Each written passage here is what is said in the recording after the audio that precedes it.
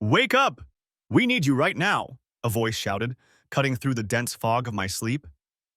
Someone, was shaking my shoulder hard. I jolted upright, disoriented and head-pounding. The harsh fluorescent lights above seared my eyes. Where the hell was I? Doc, snap out of it, the voice urged again. My vision cleared enough to make out Deputy Allen, one of the local policemen I'd met last night. I think. He looked frantic. I was in a small room with cinder block walls, a jail cell? Memory trickled back. I'd stumbled into Silver Creek, Montana yesterday and found the only bar in town. After one too many whiskeys, I ended up here to sleep it off, courtesy of the local cops. Now Deputy Allen was hauling me to my feet with urgency. What's going on? I mumbled, throat dry and voice groggy. My tongue felt like sandpaper. The taste of cheap bourbon lingered, turning my stomach. It's Sheriff Thompson. He collapsed. Possible heart attack. They said you're a doctor, Deputy Allen blurted, practically dragging me out of the cell. A surge of adrenaline cleared some of my hangover haze. Years of medical training kicked in. I shook my head hard, trying to rouse myself. Where is he? I asked, already checking my pockets instinctively for a pen light or anything useful. Of course, I had nothing on me, not even my shoes. Deputy Allen led me down a short hallway to a tiny office that served as Silver Creek's sheriff's station. There, sprawled on the floor next to a desk full of papers, was Sheriff Bill Thompson. He was a heavy-set man in his 50s. I recalled he'd been the one to kindly offer me the cell as a bed, not a jail, last night after I'd, overindulged. Now his ruddy face was ashen. Another deputy was already kneeling by him doing chest compressions, sweat on her brow. Her uniform name tag read Kelly. I'm on it, I said, dropping to my knees opposite her. I'm Dr. Michael Reed, I added quickly for her benefit.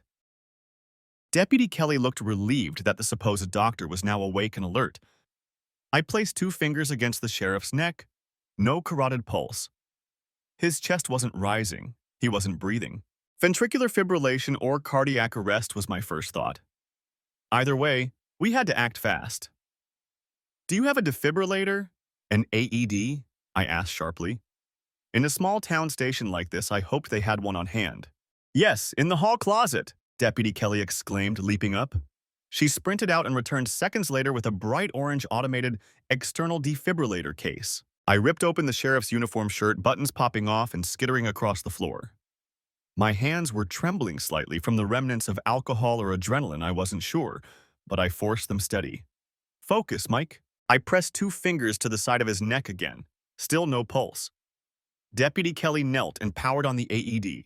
The machine's tinny electronic voice began its prompts. Together we worked. I tore open the packaging and placed the adhesive pads on the sheriff's bare chest, one on the upper right side, one on the lower left. The device began analyzing his heart rhythm. Come on, I muttered under my breath. My temples throbbed in time with my racing heart.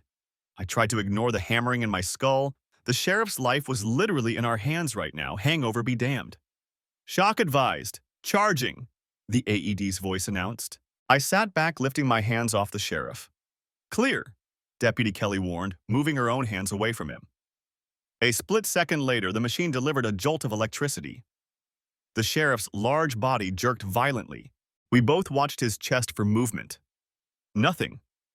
Deputy Kelly looked at me with wide, fearful eyes.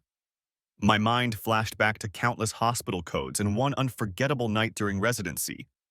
3 shocks to bring a coding patient back. Again, I said through gritted teeth. The AED automatically began charging for a second shock. I silently prayed the battery was fresh and the machine functional. Rural AEDs sometimes collect dust until moments like this. Sweat beaded on my forehead despite the cool room. Shock advised. Charging. Clear, I said once more.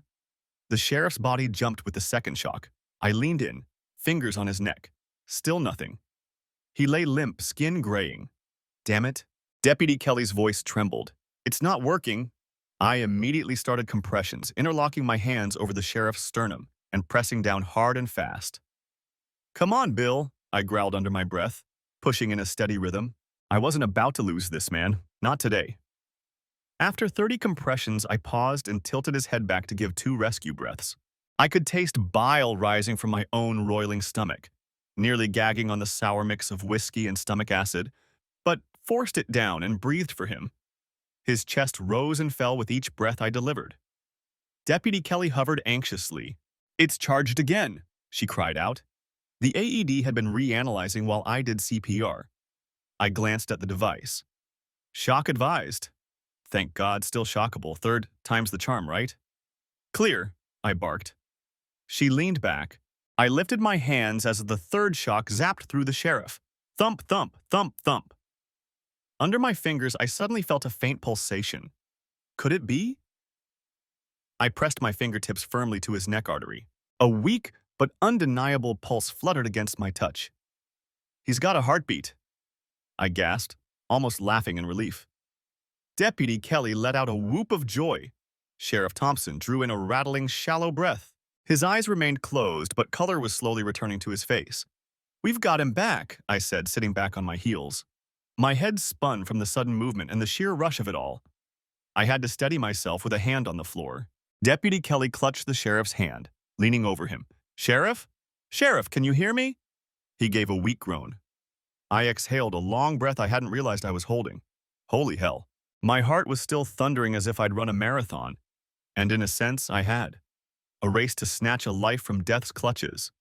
Even hungover and half asleep, training and instinct had taken over. I sat down heavily on the floor beside the sheriff, suddenly aware of how clammy my shirt was with sweat. My mouth was bone dry. I swallowed, tasting bile again. The room tilted for a second. Dehydration and last night's whiskey reminding me I'm only human. I closed my eyes, willing the nausea and dizziness to pass. Deputy Kelly was on her radio calling for an ambulance from the next town over. "Nearest hospital is in Lewistown, about 30 minutes away," she said to me aside, her voice shaking less now. "They're sending an ambulance on the double." I nodded. 30 minutes. Sheriff Thompson needed to be monitored and likely get to a cardiac unit, but his pulse was holding for now. I checked his wrist, about 50 beats per minute, and strengthening. His breathing was shallow but present, not out of the woods, but alive. I became aware of someone draping a blanket over the sheriff's torso and tucking another around my shoulders. I looked up to see an older woman with a worried face. Mrs. O'Hara, I recalled, the dispatcher who'd greeted me last night when I stumbled into the station. She must have arrived when the commotion started. "Thank you, doctor," she said in a hushed tone. She placed a gentle hand on my arm. "And thank God." I gave a weak half-smile. "Just doing what I could," I managed. My voice still felt like gravel. I was in dire need of water and maybe an ibuprofen the size of a hockey puck for this headache. The small station was abuzz now. Another deputy came in, exclaiming that an ambulance was on the way. Deputy Allen, the one who woke me, handed me a paper cup of water. "Here, drink this. You okay, Doc?" I gulped the lukewarm water greedily. Bad idea. My stomach cramped, and I had to breathe carefully to keep it down. But the water helped wash away the sour taste. "I'm okay," I said. A tired grin tugged at my lips. "Better than our friend here, at least." We all turned as Sheriff Thompson coughed weakly. His eyelids fluttered. Deputy Kelly squeezed his hand. "You're gonna be all right, Sheriff. Just hold on." Within minutes, the distant wail of a siren grew louder. The paramedics arrived, a pair of EMTs in blue uniforms toting equipment. I gave them a quick report, what happened, the shocks, his current vitals. They loaded the groggy sheriff onto a stretcher. As they carried him out, the sheriff actually opened his eyes and rasped, "Did I hear right? Doc Reed saved me?" His gaze found me. "Thank you," he managed, voice wheezy. I stepped forward and patted his arm. "Just rest, Sheriff. You're in good hands now." He gave the barest nod as they whisked him off into the cool morning air and into the ambulance. Suddenly, there was applause. I turned, startled. Deputy Kelly and Allen and Mrs. O'Hara were all clapping. Deputy Allen let out a cheer. "You did it, Doc." My face went hot, unaccustomed to such direct praise. I just happened to be here," I stammered. The adrenaline was ebbing, leaving me shaky. I realized I was still barefoot in the same wrinkled jeans and t-shirt from yesterday. A far cry from my usual hospital attire, but none of that had mattered in the moment. Deputy Kelly stepped forward and extended her hand. "Dr. Reed, I can't thank you enough. You saved Bill's life. Her eyes glistened as I shook her hand. I gave a modest shrug, trying for humor. Oh, well, I figured I owed him one after he gave me a free room last night. My attempt at a joke came out weak, but they chuckled appreciatively. Mrs. O'Hara clucked and fussed over me next, pressing another cup of water into my hand. And now you sit, drink this. You look pale as a ghost. Are you hurt or just hungover? I admitted with an embarrassed wince, easing into a chair. My muscles felt rubbery. I promise I'm not usually such a wreck. You came through when it counted, Deputy Allen said, leaning against the desk. Hell of a way to wake up, though, eh? He grinned. I ran a hand through my unruly brown hair. God, it probably looked like a bird's nest. Not the wake-up call I expected, that's for sure. We shared a relieved laugh, the tension finally releasing. As the adrenaline drained away, a wave of exhaustion hit me like a truck. My headache crept back in now that I wasn't in life-saving mode. I rubbed my temples. Deputy Kelly noticed. Let's get you some real rest, Doc. We kind of rudely interrupted your beauty sleep, she said with a smile. We can take you back to the boarding house if you want, or do you have somewhere to stay? Boarding house? I had nowhere lined up, of course. Last night when I'd rolled into town, I only searched for the nearest bar, not a hotel. I don't actually have a place yet, I confessed. I was essentially a drifter at the moment. Mrs. O'Hara clicked her tongue. Well, we can fix that. The Silver Creek Lodge is just down the road, small but clean. But first, let's get some food in you. You need a proper breakfast after all that. I wanted to protest that I was fine, but my stomach both craved food and recoiled at the thought of it in equal measure. Still, I couldn't be rude, and honestly, the idea of coffee and toast sounded heavenly right now. That sounds great, actually, I nodded appreciatively. Deputy Allen fetched my shoes, which I found neatly placed under the cot in the cell, and I laced them up. They guided me out of the station. The morning air was brisk and painfully fresh, searing my lungs. It must have been around 7 or 8 a.m., judging by the golden light on the one-stoplight main street of town. My eyes squinted against the brightness. Silver Creek was a small place, all right. Just a handful of shops, the bar, a diner, and the sheriff's station we were leaving. Mountains loomed in the distance, pine-covered and dusted, with the first hints of autumn gold. It would have been picturesque if I weren't so busy fighting the urge to vomit. Deputy Kelly gave me a ride in her cruiser 2 blocks over to Mabel's Diner. Inside, the smell of frying bacon and coffee hit me, making my stomach flip in confusion, both hungry and nauseated. We slid into a booth by the window. Within minutes, a wiry older man in an apron, likely Mabel's husband, given the Mabel and Hank's Diner sign outside, had delivered a pot of coffee and 3 mugs. I gratefully accepted a cup.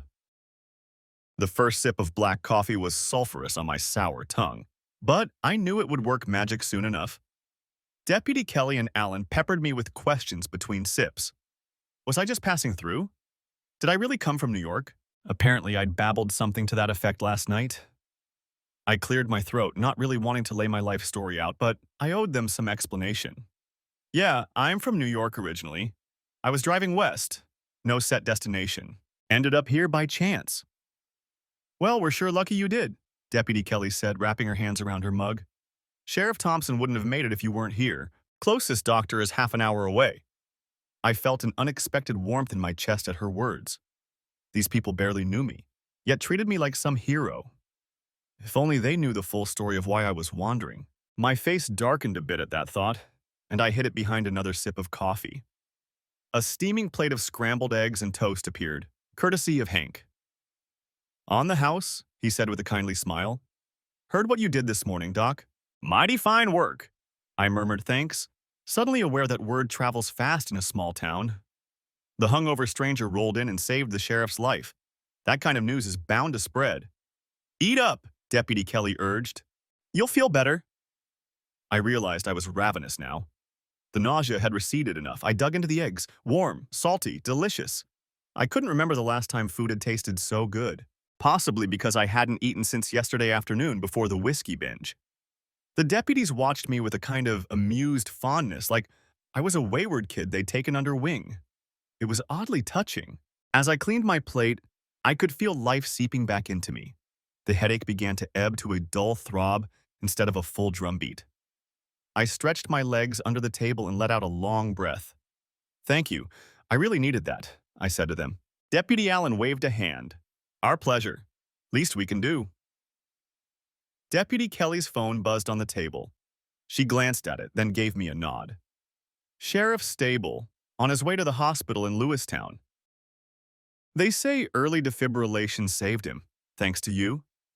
I nodded quietly, relief washing through me again.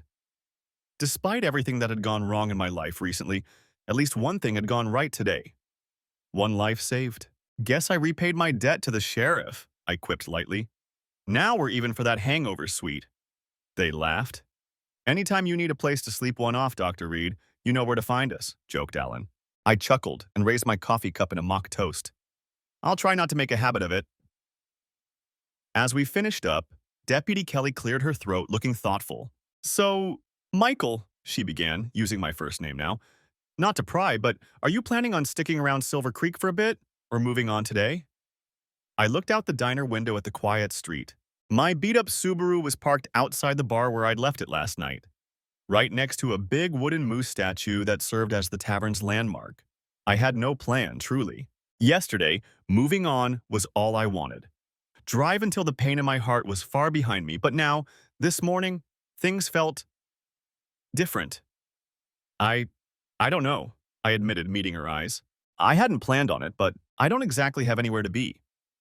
That was the truth, as pathetic as it sounded. She and Deputy Allen exchanged a glance. Then Allen leaned forward, arms on the table.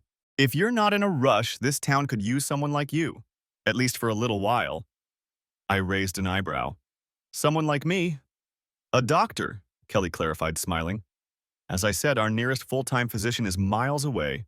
We have a small clinic, but no resident MD right now, just a nurse practitioner holding down the fort." Allen chimed in. "Sheriff Thompson and a bunch of folks have been lobbying to get a doctor to stay here. If you're between jobs or on a sabbatical or whatever, maybe you could talk to the mayor? She'd be thrilled." A part of me was surprised at how quickly they were effectively offering me a job. They didn't even know why I'd left my old life. Another part of me was tempted.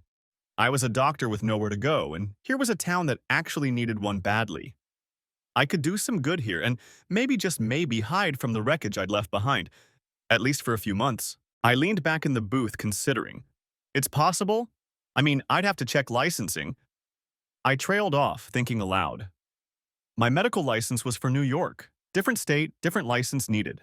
The red tape might take time unless Montana has emergency provisions or could expedite it. Or I worked under another doctor's supervision. Deputy Kelly waved off the concern. "We can figure that out. Maybe start as a volunteer or consultant, so to speak. Our clinic's nurse, Kate, has been doing all she can. I'm sure she'd welcome your help even unofficially. And the paperwork can be handled." Alan nodded. "Mayor Garcia is pretty resourceful and persuasive.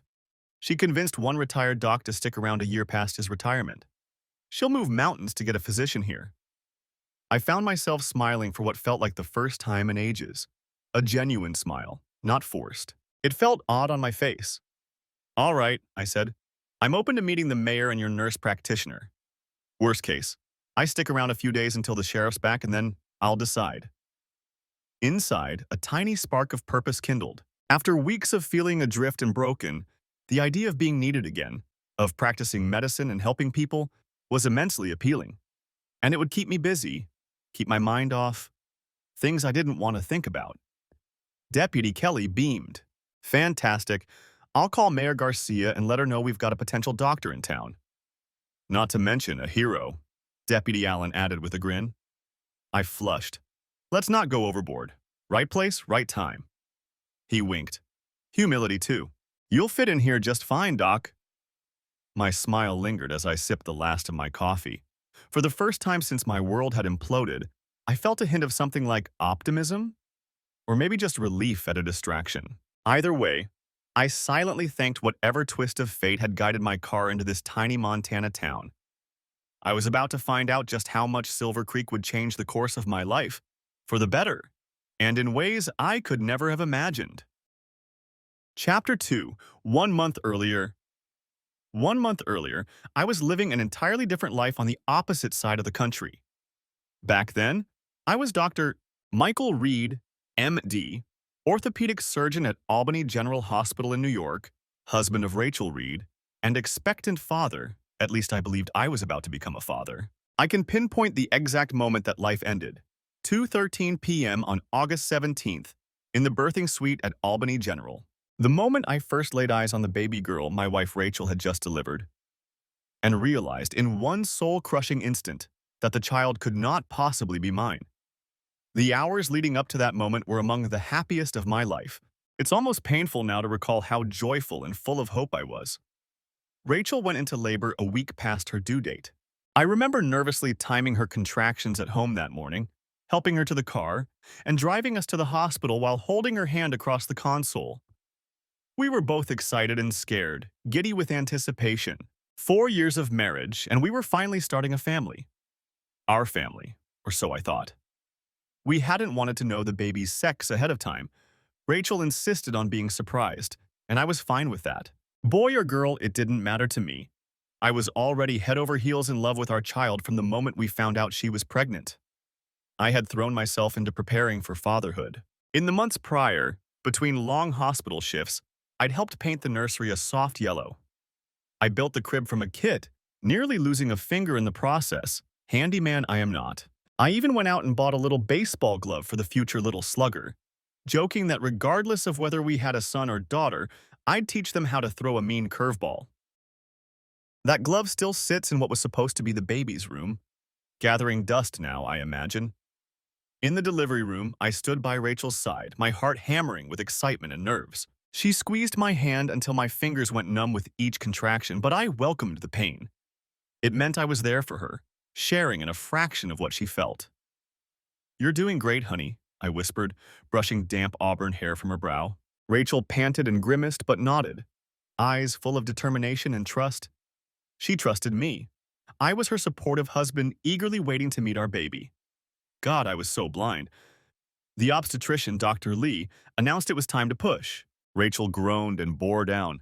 I counted and encouraged, voice choked with emotion as I saw a crown of dark hair emerging. Our baby was almost here. In those final seconds, my entire world revolved around that moment.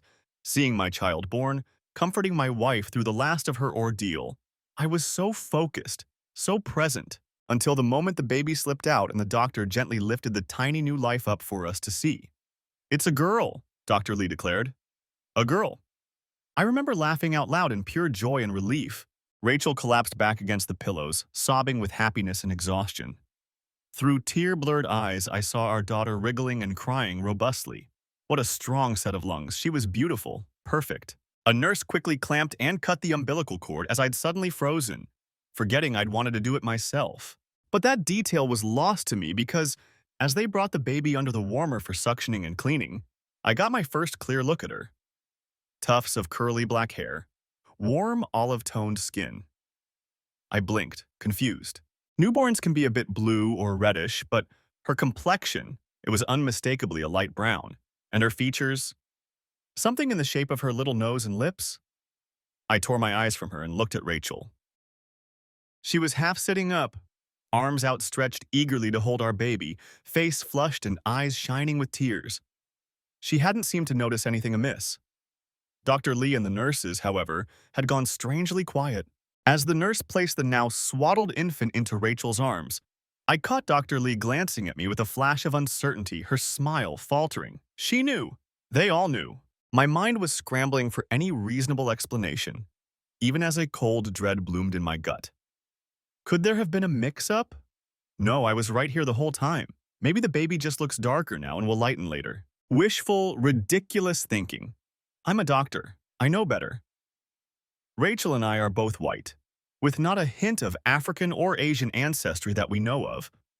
Genetics can surprise, but not like this. The math was devastatingly simple and utterly damning.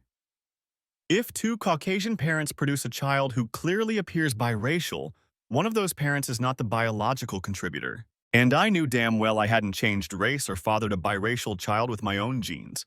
The room felt like it was spinning. My pulse thundered in my ears. The edges of my vision went white. I realized I had stopped breathing.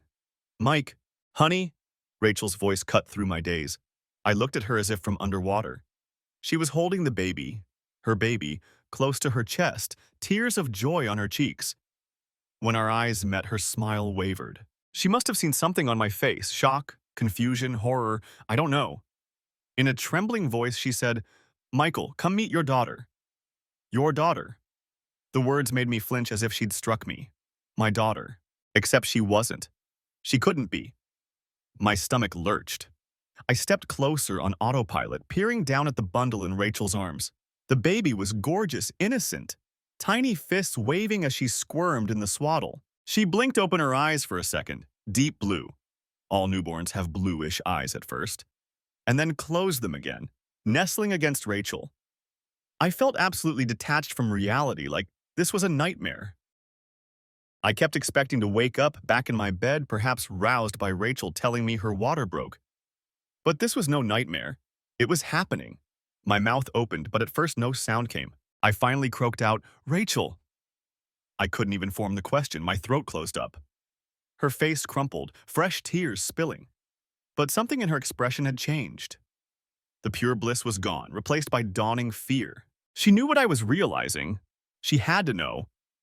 Yet she said nothing. My mind raced, grasping at straws. Could this baby somehow still be mine? Was there any crazy scenario, any recessive gene miracle? The rational part of my brain coldly answered, no, Michael. And on its heels, another crushing realization hit me. Rachel had to have known this was coming. She must have known the baby might not look like me. She'd carried this child for 9 months with that knowledge, and she hadn't warned me at all. That betrayal stung almost as much as the act that led to it. She let me excitedly prepare for a baby that might not even be mine. She let me hold her at night, whispering how I couldn't wait to meet our little one. All the while, she knew there was a chance, perhaps a certainty, that it wasn't our little one at all. My hands balled into fists at my sides. I realized tears were blurring my vision. I rarely cry, but at that moment I might have, out of sheer emotional overwhelm.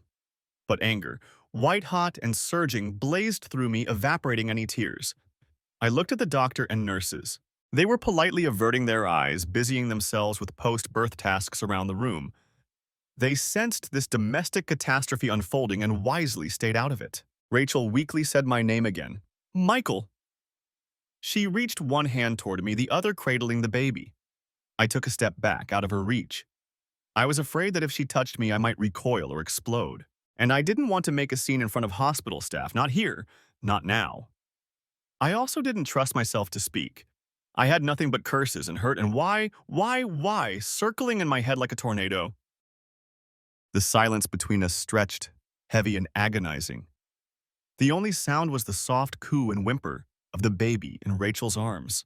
I finally managed to whisper, "How could you?" My voice cracked, and I hoped only she heard it. Rachel opened her mouth, but no words came out, just a sob.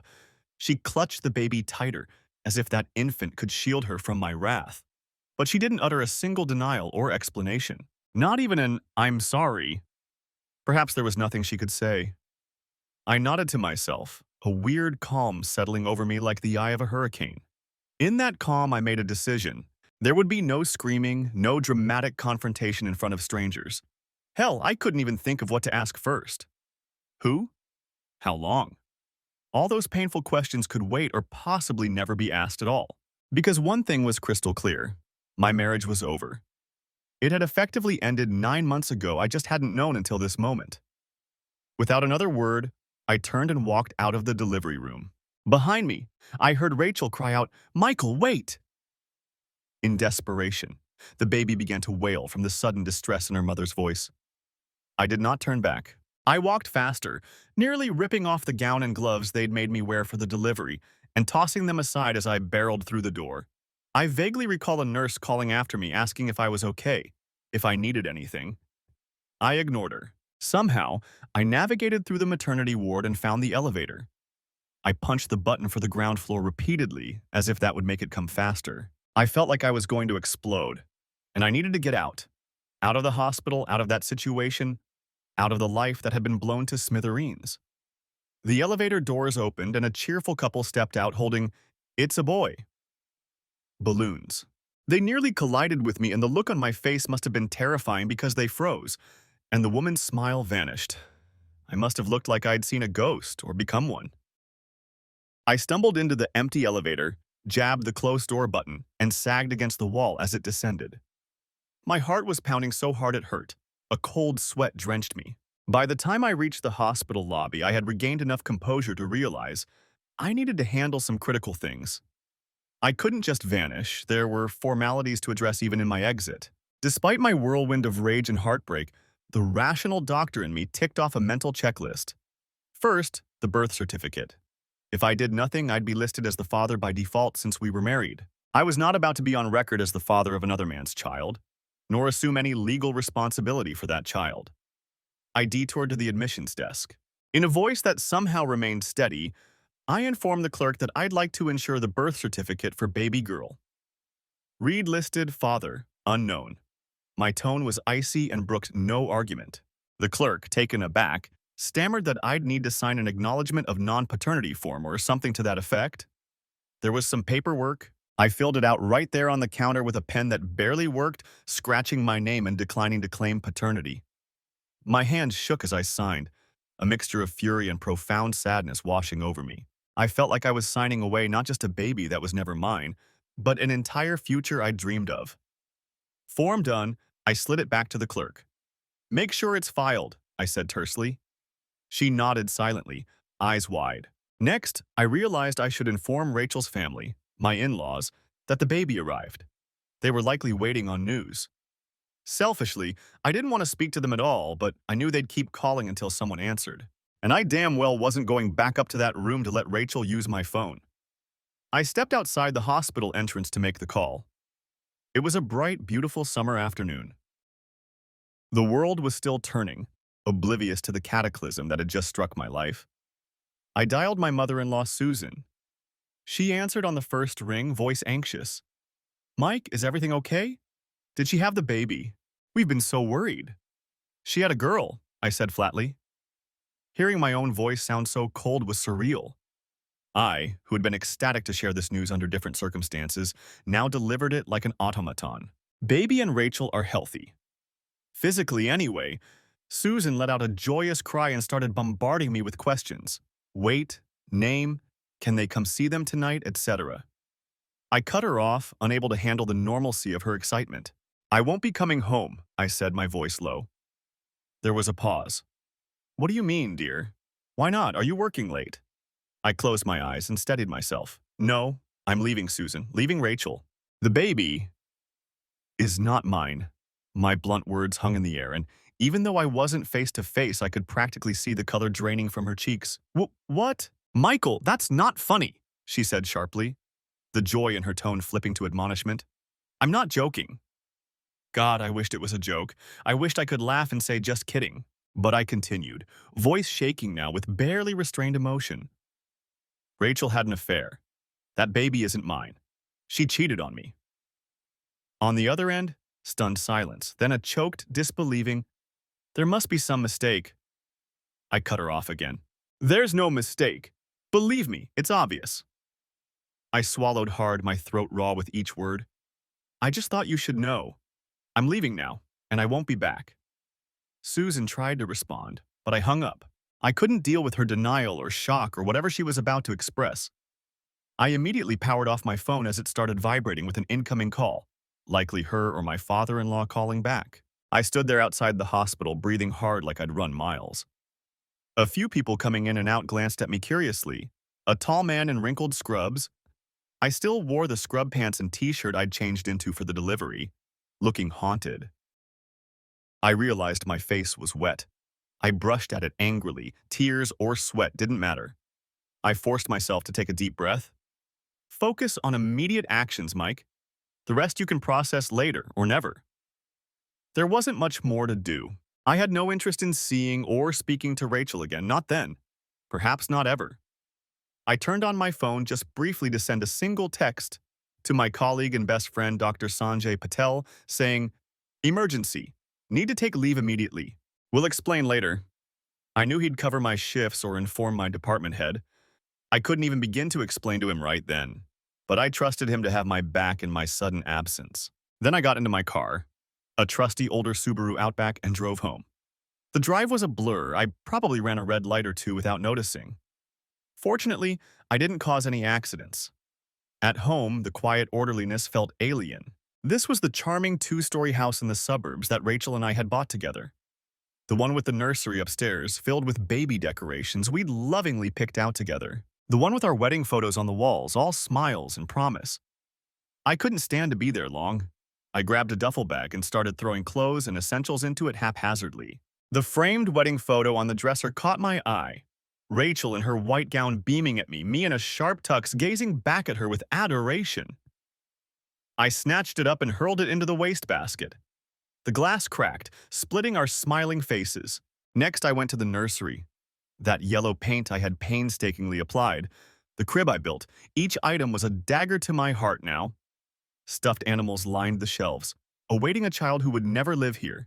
I spotted that infant baseball glove sitting on the changing table, next to a book of baby names and a stack of tiny diapers. I picked up the glove, turning it over in my hands. Such a silly thing. A glove for a newborn, years too early. I'd been so excited, so sure I'd have a little boy or girl to play catch with someday. My throat tightened painfully. For a moment, I struggled to breathe. Then, in a surge of anger, I drew my arm back and pitched that glove as hard as I could into a corner. It bounced off the wall with a dull thud and fell among some teddy bears. I wanted to destroy every item in this room to purge the false dream it represented. But I didn't. Instead, I backed out and shut the door. Let her come back and face it. Face what she'd ruined. On the kitchen table, I left my wedding ring. I pulled it off and set it carefully dead center on a notepad that had our grocery list scribbled on it. That ring felt suddenly heavy as lead and burning hot in my palm before I let it go. Then I left. I walked out the front door without a second glance. I wish I could say I felt some dramatic catharsis doing all that, but mostly I felt numb. Numbness was safer than feeling the actual pain. If I let that in, I might crumble, and I needed to keep functioning. That night, I checked into a hotel near the hospital. I knew if I drove far immediately, I might not be in a sound state. Also, part of me was morbidly curious if Rachel would try to contact me or if her parents would show up. I turned my phone back on at the hotel, though I muted it. A flood of messages came through. Dozens of missed calls from Rachel, her parents, even a couple from mutual friends. A string of text messages from Rachel popped up, increasingly frantic. "Michael, please, where did you go? We need to talk, I can explain. Please come back, I'm so sorry. My parents are here, they want to help. We can work this out. Please just answer me. Then, if you won't talk to me, at least come see the baby. She needs her father." I nearly threw the phone across the room at that last one. Her father. The audacity. Did she still think I was going to play dad to her affair partner's child? Unbelievable. I didn't reply to any of her messages. I did listen once to one voicemail from her mother, Susan. She was in tears, saying she didn't understand what happened, begging me to talk to Rachel. I deleted it. The only person I spoke to that night was my friend Sanjay. He called after seeing my cryptic text and figuring something terrible must have happened. At first, I didn't want to answer, but I knew he was likely panicking that I or Rachel were hurt or something. So I picked up. The moment I heard his familiar "Mike, hey, are you all right?" The concern in his voice, I almost broke down. But I held it together long enough to give him the basic gist. Rachel cheated on me. The baby isn't mine. Saying it out loud made it even more real, and my voice shook. Sanjay was stunned but supportive. He swore he and the other docs would cover for me as long as I needed. He urged me to take care of myself, to consider seeing a therapist even. I half listened, numb and exhausted. I didn't sleep at all that night. Instead, I lay on the stiff hotel mattress in the dark, staring at the ceiling. My mind replayed the scene in the delivery room on an endless loop. Rachel's hopeful smile crumbling, the baby's face, the doctor's wide eyes. I would go from feeling stone cold and empty to sudden hot tears of anger welling up, then back to numb, over and over. By morning, I had resolved one thing firmly. I was done with Rachel, with Albany, maybe with my whole life as I knew it. I felt an overwhelming urge to run, to put as much distance as possible between me and the wreckage. I called an attorney, James Jim Harper, an old college buddy who practiced family law in the city. I remember leaving him a voicemail. Jim, it's Mike Reed. I need a divorce attorney fast. It's ugly. Call me. Then I packed what little I'd brought to the hotel, got in my car, and hit the road. No clear destination, just away. Westward, maybe. I left my phone on in case Jim or my own family needed to reach me, but I ignored all other calls. Rachel tried calling every day at first. Dozens of times. I never picked up. Eventually, I blocked her number entirely. There was nothing to say. She had made her choice when she slept with someone else and lied to me for months. I had nothing for her now except perhaps revenge, though at the time I wasn't yet sure what that would look like. For now, leaving was enough. Let her feel the consequences of her actions. I abandoned her to face the world as a single mother of a child whose father might not even claim them. She'd have to answer awkward questions from friends and family. She'd have to explain to her doting parents why their son-in-law vanished. She'd have to reach out to the real father of the baby, whoever he was, and see if he'd step up. It was harsh, perhaps, but she had dealt the harshest blow to me. I owed her nothing. As I drove aimlessly state by state, I fumed and I grieved in alternating waves. Some nights I'd pull into a motel and drink myself into a stupor to silence my racing thoughts. Other nights I'd lie sober, staring at the ceiling fan, going over every memory of our marriage and seeing the red flags I missed, like how she'd started working later and later over the past year, or how she guarded her phone a little more. Hindsight cut me deeply. How could I have been so blind, so trusting? The betrayal was total. A week or so into my exodus, Jim the lawyer finally got hold of me. We set up everything by phone and email. He filed a divorce petition citing adultery. He also filed an affidavit disclaiming paternity of the child, along with the hospital form I'd signed, and a request for DNA testing if needed to confirm. Basically, he was making sure I was legally unbound from that baby and that Rachel couldn't claim any support from me for her. One chilling fact: because we were married, some backward state laws might still presume me as the father unless contested.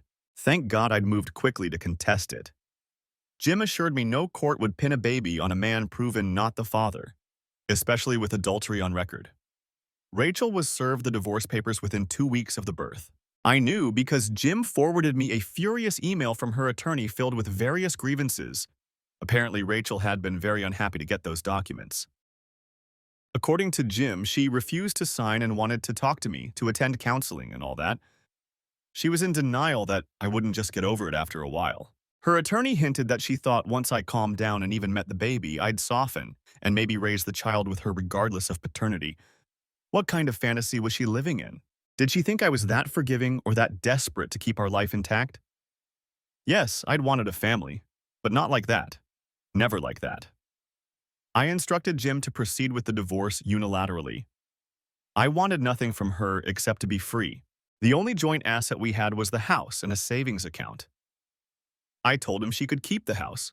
Frankly, I didn't want the damned place and we could split the savings evenly. I earned good money, and I didn't care about a few $1,000s either way. Let her have some cushion. Maybe it would go toward the baby that I wouldn't be caring for. Jim was a bit surprised I wasn't aiming to punish her financially, but money wasn't what I cared about. I wanted to punish her in other ways, emotionally, socially. Ruining her financially could come later if needed, but I doubted she'd be rolling in comfort. She was a school teacher. Without my salary, she'd have to budget carefully, especially if the other man didn't help. Ah yes, the other man. That was the last piece of the puzzle I hadn't yet confronted during those initial weeks of separation. Who was he? I had suspicions gleaned from memory and a little snooping the day I left. During the frantic packing at home, I'd done one crucial thing. Opened Rachel's laptop. She was still logged into her email. A quick search of messages confirmed an affair with a colleague at her high school, a gym teacher and soccer coach named Jason Hollis. Their emails were under the guise of innocuous school topics but contained attached love letters and plans to meet. I skimmed just enough to confirm that the timeline matched. Some flirtation starting over a year ago, progressing to a full-blown affair at least throughout the last school year. One email thread around the time she got pregnant had subtle references. Jason asking if she was going to tell me, Rachel saying she wasn't sure, she hoped things might still work out. It made my blood boil and stomach sick simultaneously. She knew there was a chance the baby was his, yet she strung both of us along. I forwarded a few of the most damning emails to myself as evidence, then closed her laptop. I also saw one photo of them attached to an email, a selfie of the two, laughing at some school function standing far too close. I saved that too. Fuel for the divorce and fuel for my hatred if I needed reminding why I left. So I had a name and face for the other man, Jason. A married man, as it turned out, with 2 kids of his own. That tidbit I gleaned from a bit of internet stalking later. So he had a wife and a comfortable family life, jeopardized because he decided to fool around with mine. Suddenly, I had 2 people on my revenge list. At first, I considered confronting him directly, driving back to Albany, storming into whatever school he worked at, and beating him to a pulp in the parking lot. The fantasy was gratifying. His nose shattering under my fist, me shouting, "Was it worth it?" while his blood stained the asphalt. But in reality, that could land me in jail, or at least in a lawsuit, and he frankly wasn't worth dirtying my hands or wrecking my career over. There were other ways to make him pay. One obvious angle was to ensure his wife, Linda, found out about the affair and the baby. If she didn't know already, she deserved to. I had her name from a quick Facebook search. Jason's profile was private, but a few public posts showed him tagged with Linda Hollis, who had photos of him and 2 young boys. Linda looked like a nice woman, proud of her husband and kids. It made me sick. The sooner her illusions were shattered, the better, for both justice and perhaps for my own tactical advantage. If his life blew up, maybe Rachel would have to face his inability to help her too. So one evening, about 2 weeks after leaving Albany, I found myself at a roadside motel desk in South Dakota, borrowing their fax machine.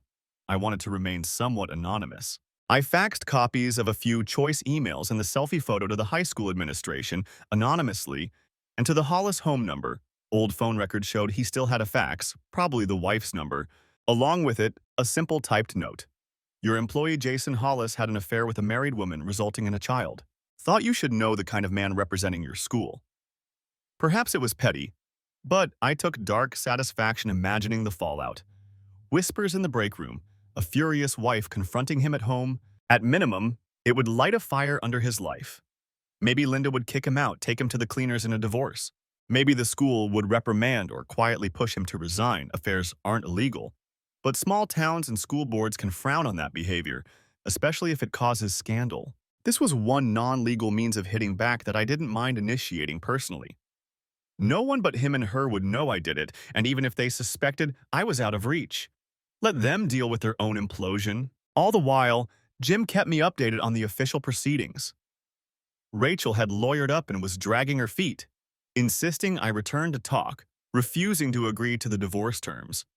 She apparently didn't want a divorce at all. Possibly she was delusional enough to think we could reconcile, or maybe she realized how badly she'd screwed herself financially if I left for good. Either way, she was stalling. I instructed Jim to go full steam ahead, whatever that took. If needed, I'd come back for a court hearing to finalize it, but otherwise I preferred to stay far away and handle via proxy. The next weeks I roamed further, crossing into the West Coast. By then I'd started to calm down a notch from pure fury to a quieter resentment.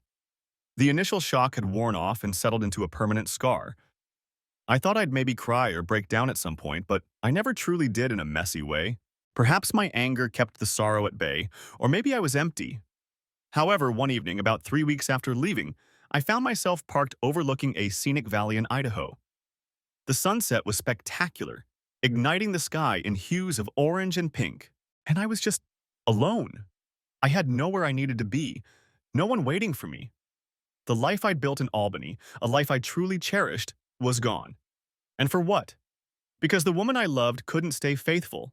Something about that sunset and the quiet open sky broke something in me. I leaned on the hood of my car and sobbed, not just for the betrayal, but for the death of dreams. The child I thought I was going to have, the family dinners I envisioned, all of it. I cried until my throat was raw and the tears ran dry. It was like lancing a wound, painful but necessary to let the poison out.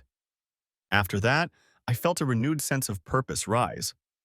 I deserved better, and I would get it in time. But first, I'd see this whole mess through to a conclusion that didn't leave me as the only loser. Rachel and her lover had made a mockery of our marriage. I'd be damned if they just got to move on happily ever after while I wandered broken-hearted. No, I wanted to ensure they both reaped what they sowed. By the time I rolled into Silver Creek, Montana, a month had passed since that fateful birth. I had no specific plan to stop here, it was just another dot on the map as I meandered. But fate or chance intervened in the form of an open bar, a friendly sheriff, and a life-or-death emergency that thrust me back into the role of healer. And now here I was, drinking coffee with local cops who genuinely appreciated me, on the cusp of possibly stepping into a community that valued what I could offer. It was a far cry from the hostility and betrayal I'd left behind. I didn't yet know it, but Silver Creek was about to become much more than a pit stop. It would become the stage upon which the next acts of my life, and my quiet quest for justice, would play out. Chapter 3. Back to the present. 2 days after the emergency at the sheriff's station, I found myself standing in Silver Creek's tiny medical clinic, feeling more useful than I had in weeks. The word had spread fast around town that Doc Reed saved Sheriff Thompson's life.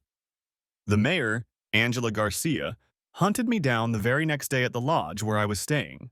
A plucky, silver-haired woman in her 60s, Mayor Garcia showed up at my breakfast table with a basket of homemade muffins and a persuasive smile. By the time I'd finished a blueberry muffin and my coffee, I'd agreed to visit the clinic and consider a temporary position as town doctor. Mayor Garcia had a way of making it feel less like a favor to them and more like a favor to me.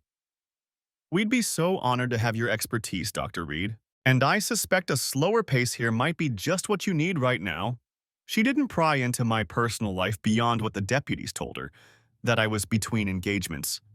But somehow, she sensed I could use a place to catch my breath. I couldn't argue. The quiet, friendly vibe of Silver Creek was salve on my wounds. Maybe I could hide out here for a while, heal, and do some good in the process. So that morning I met the acting head of the clinic, Kate Dawson, nurse practitioner. I walked into the clinic and spotted her behind the reception counter, sorting through files. She looked up and immediately broke into a warm smile. "Dr. Reed, I presume?" she said, extending her hand. "Just Mike, please," I replied, shaking her hand. Her grip was firm and confident. Kate was about 35, I'd guess. She had chestnut brown hair pulled back in a loose ponytail and striking hazel eyes that seemed both tired and full of kind energy. A light dusting of freckles across her cheeks gave her an approachable, girl-next-door look. She wore scrubs with cartoon band-aids printed on them, which somehow didn't diminish her professionalism. "So you're the miracle doc who swooped into town and saved our sheriff," she teased lightly. I chuckled. "Word does get around, huh?" "In a town of 2,000, absolutely." She motioned for me to follow her into a small break room. "I can't tell you how relieved everyone is that Bill is recovering. He gave us all a scare."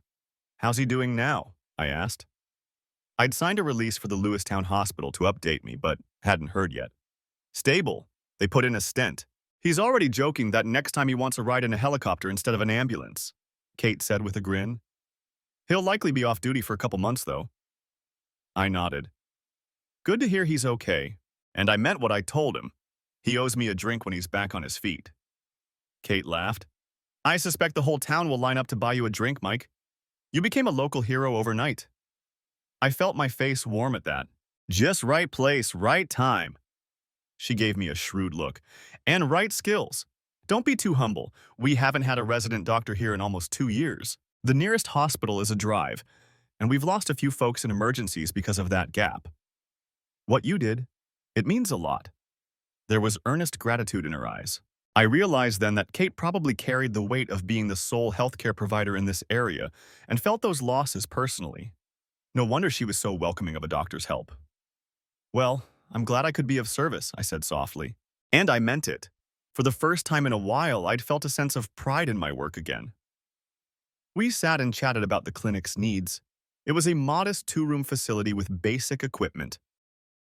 She handled routine checkups, minor injuries, and stabilized patients for transfer when something major happened. They could really use a doctor for things like setting complex fractures, doing minor surgeries, and generally giving the community confidence in local care. We both knew the red tape of licensing could be a hurdle, but Mayor Garcia had already contacted the state medical board to expedite a temporary license under supervision. Kate, Being an NP with many years' experience could supervise in some capacity until my Montana license came through.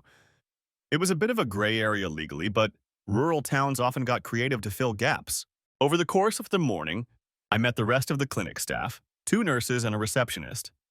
All were extremely friendly and a bit in awe that a big city surgeon had landed in their midst. I saw my first patient around noon, a rancher who walked in with a deep cut on his forearm from a barbed wire fence. Kate would normally handle it, but she asked if I'd like to do the honors. We cleaned and sutured the wound together, working in easy tandem. It felt good to have a task, a focus outside my own head. As we finished, the rancher, a gruff man named Charlie, thanked me heartily and said, "Doc, you stick around, you hear? We could sure use ya." It was said in the tone of an uncle welcoming family.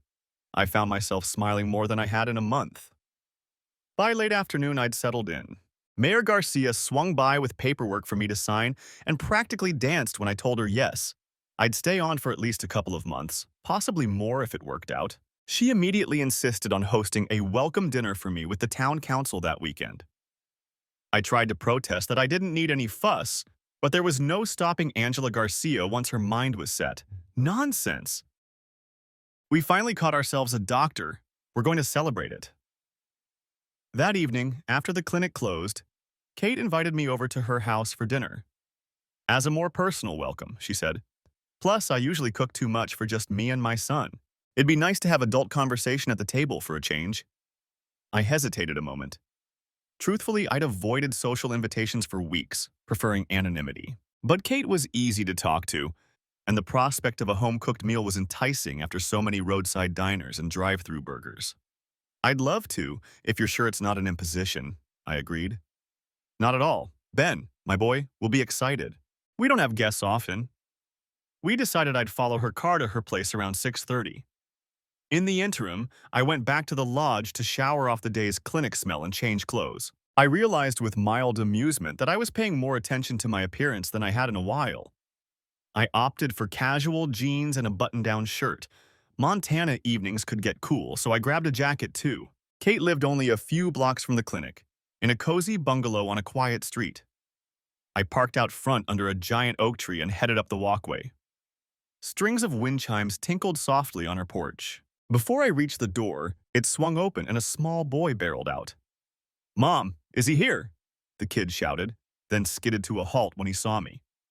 He looked about 5 or 6, sandy-haired and full of energy. "Hi," I said, smiling and crouching a bit to be on eye level. "You must be Ben." He nodded, eyes wide as he scrutinized me. "Mom says you're a real doctor and you saved Sheriff Bill." His tone was somewhere between astonishment and hero worship.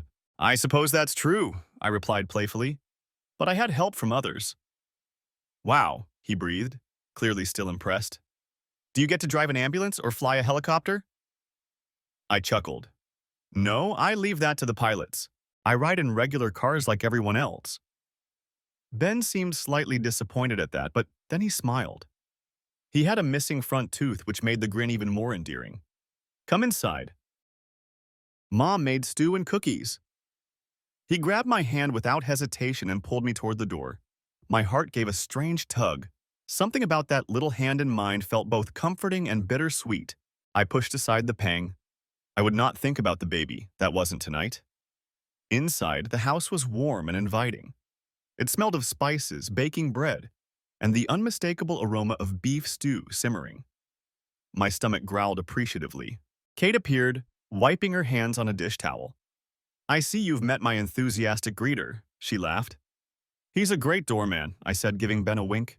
He giggled and scampered off to the kitchen, talking a mile a minute about how he set the table all by himself. Over dinner, I felt almost like a normal person again. Kate and I swapped stories about medical training and funny patient encounters, maintaining privacy, of course. She told me about moving to Silver Creek 5 years ago with her then-husband, who had since left the picture. I gathered from her delicate phrasing that the split wasn't amicable, something about him having an eye for women when he traveled for work. A pang of empathy hit me. In her own way, Kate knew betrayal too. We didn't dwell on that, though. The conversation stayed mostly light. Ben kept us entertained by interjecting with random kid observations. Mommy makes yucky vegetable soup, but this stew is good because it has meat, he announced at one point, solemnly nodding. Meat is the best vegetable. I found myself genuinely laughing more than once. It felt like muscles in my face that had been dormant were stretching back to life. After dinner, Ben insisted I inspect his collection of toy dinosaurs in his room. As he excitedly described each one, I listened and made sure to admire appropriately. He was a sweet kid, bright and curious. I could see he craved male attention, perhaps missing having a father around regularly. Kate watched from the doorway with a soft smile. I realized I'd lost track of time in the Jurassic world of a 5-year-old. Ben, let Dr. Reed relax. Why don't you get ready for bed and pick a book? She gently prompted. But I want to show him my Legos, Ben protested. Tomorrow, she said firmly but with affection. You'll see Mike again soon, I'm sure. Hearing her call me by first name to her son was oddly nice, like I'd been accepted into a friendly circle. Once Ben was appeased with the promise of a story later, he gave me an unexpected hug around the waist. Night, Dr. Mike. I patted his back lightly. Good night, Ben. It was fun hanging out with you. He bounded off to brush his teeth, and I returned to the living room where Kate was tidying up the dessert plates. I'd insisted on helping clear the table, but she'd shooed me off. Guest rule, you don't do dishes on your first visit, she'd joked. I leaned against the doorway. Your son is great, really polite and smart. Her face lit up with motherly pride. Thanks. He's my world, that one. Then she added with a wry chuckle, even if he has endless energy and an alarming obsession with T-Rexes.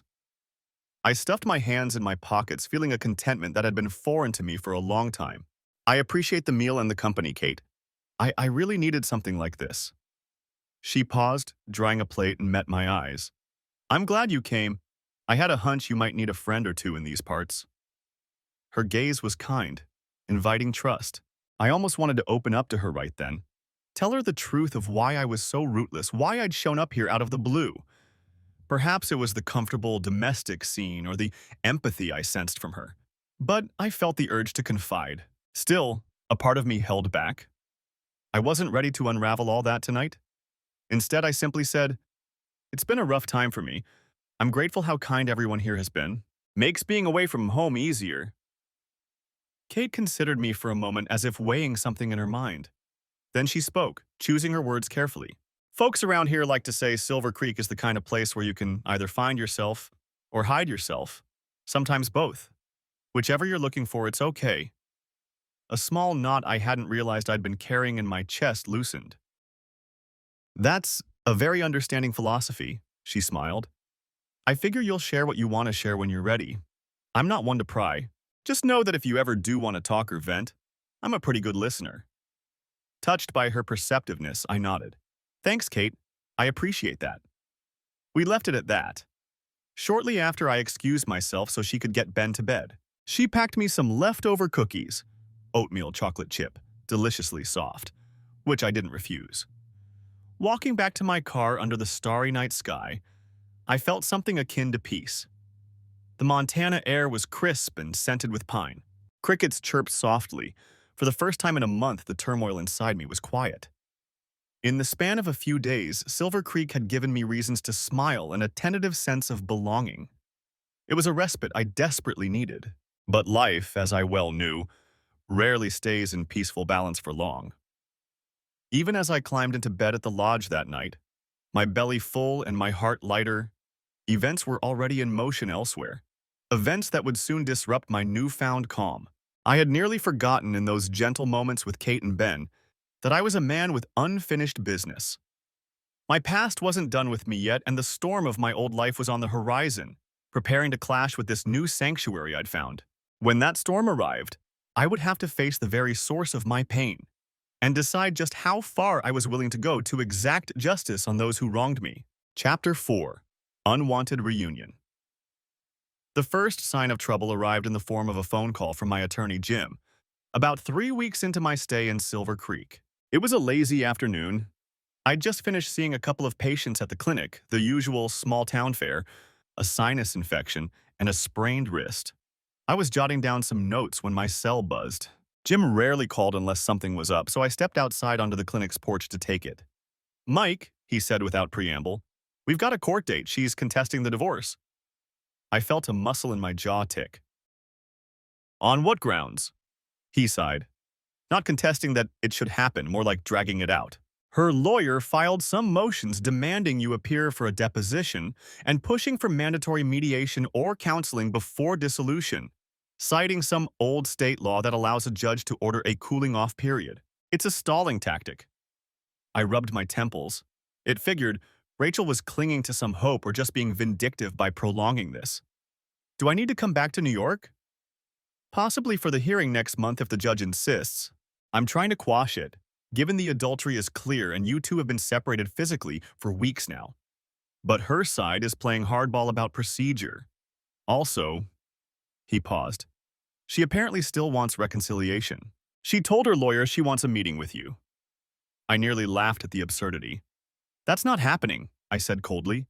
She had her chance to talk the day it all went down. I have zero interest in mediating anything. I'm with you. But sometimes judges like to at least see an attempt at mediation, especially if one party requests it, just to cover bases. I leaned on the porch railing looking out at Main Street. A couple of kids rode by on bikes, laughing. This town felt a universe away from the legal drama of Albany, yet it tugged me back in via phone. Jim, I don't want to see her. Not unless it's in front of a judge to finalize this. And frankly, if they force me into some counseling session, I'm likely to say something very not nice. He gave a dry chuckle. Understood. I'll do what I can. The DNA results came back too, by the way. Unsurprisingly, you're excluded as the father with 99.9% certainty. That should close the child issue entirely. Her lawyer quietly accepted that fact in a filing, so at least you won't have to deal with any custody or support nonsense. A grim satisfaction settled in me. One battle I had already won, not being saddled with her child. Good. Jim cleared his throat. One more thing.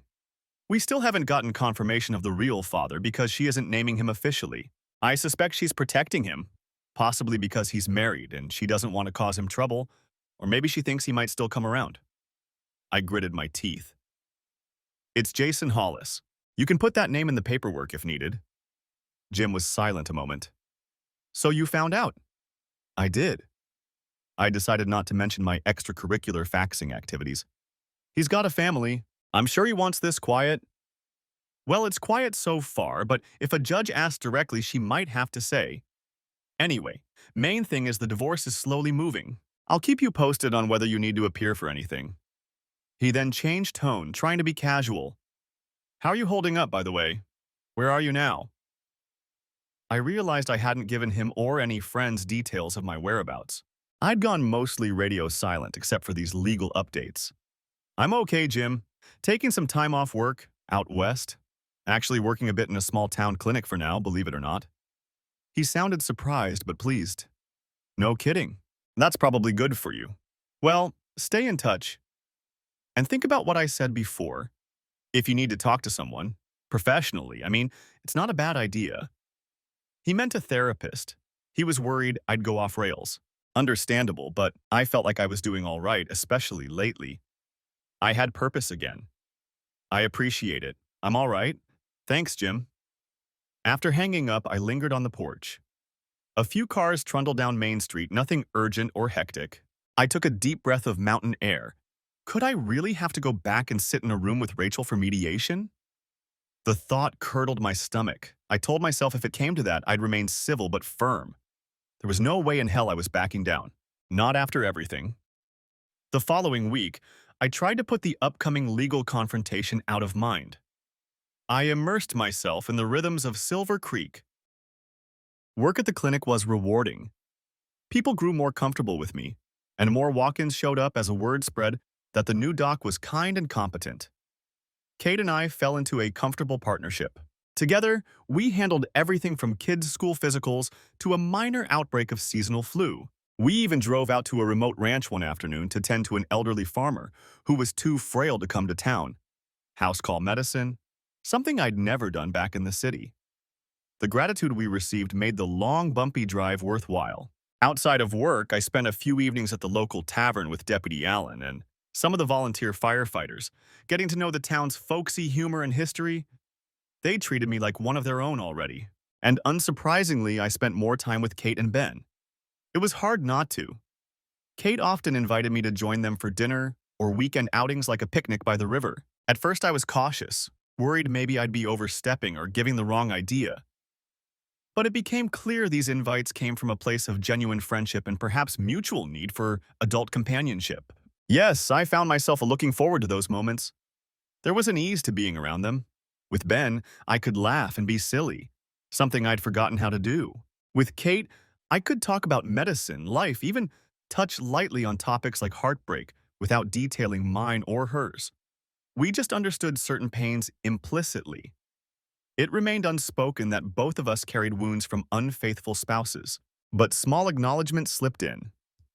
One evening when Ben was asleep, Kate and I shared a beer on her porch. She mentioned her ex-husband in passing. Will had a knack for making promises he couldn't keep.